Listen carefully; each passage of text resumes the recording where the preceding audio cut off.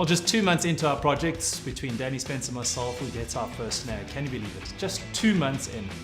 So one morning we're out training, riding our bicycles, pushing as hard as possible, and Danny turns to me and says, "Owen, something's not right here." And he says, "I've got a bit of knee pain." We limped home for the next 20 Ks. And I know Danny, if he says he's in serious pain, he means it, because he usually pushes through any of his aches and pains. Well, it's symptomatic of pushing a bit too hard, too soon. And at that point, I knew our project might be in a bit of trouble. And thank goodness Danny went to go seek some professional help. So can you believe it was almost over before it began?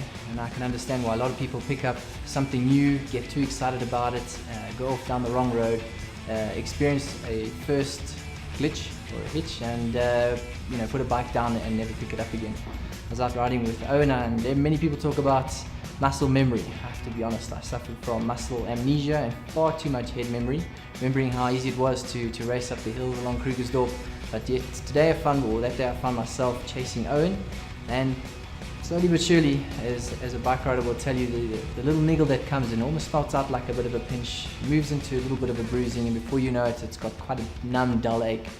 At which point I was nursing this knee all the way home, 20 kilometers with one leg.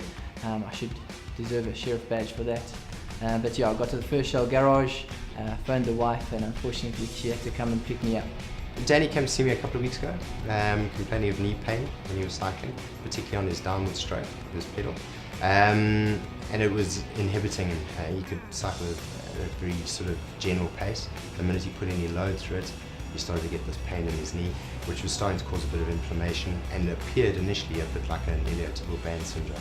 Through his case history and examining him further, we deduced that what had probably happened after a couple of falls and from obviously his previous experience with loads and loads of cycling, going into a period of time where he wasn't cycling for a long period of time, he had obviously become a little bit deconditioned, a little bit of scarring and tethering in the connective tissue in that area, which when not tested really didn't be too much of an issue.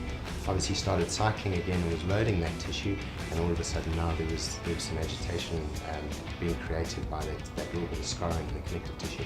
So I know that a lot of guys out there probably training for the Apps Cape Epic and the Old Mutual Joburg to see, and along the way you're going to pick up some injury.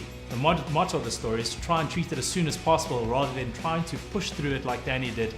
And I think if you go and seek professional help before it becomes a major problem, you could save your race. Just follow that rule, you'll be okay.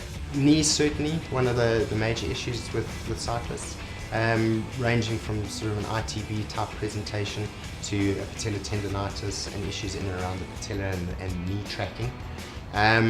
We will always, obviously from a chiropractic perspective, always check out pelvic alignment and see what's happening with the function of the lumbar spine in particular.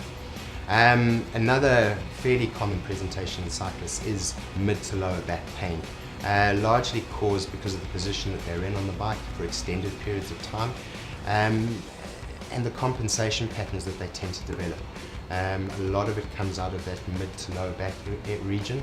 A lot of the nerves that come off at that level innervate your hip flexors, and obviously being in that position for prolonged periods of time will ultimately affect the functioning of those hip flexors.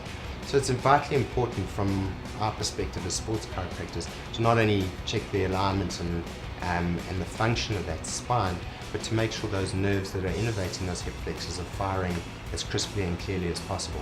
So I found myself in quite a vulnerable position because I don't have time to throw at this problem. Obviously we've got a training program now in full swing and a racing season that's already started. So I'm quite nervous, to be honest. I think most people would at this point. Again, it's something that you have to tackle professionally and allow the training program to take its course. Trust your trainer, trust your body, listen to it, and obviously make sure you do the right things now, because if I don't, I'm going to be looking at a year behind.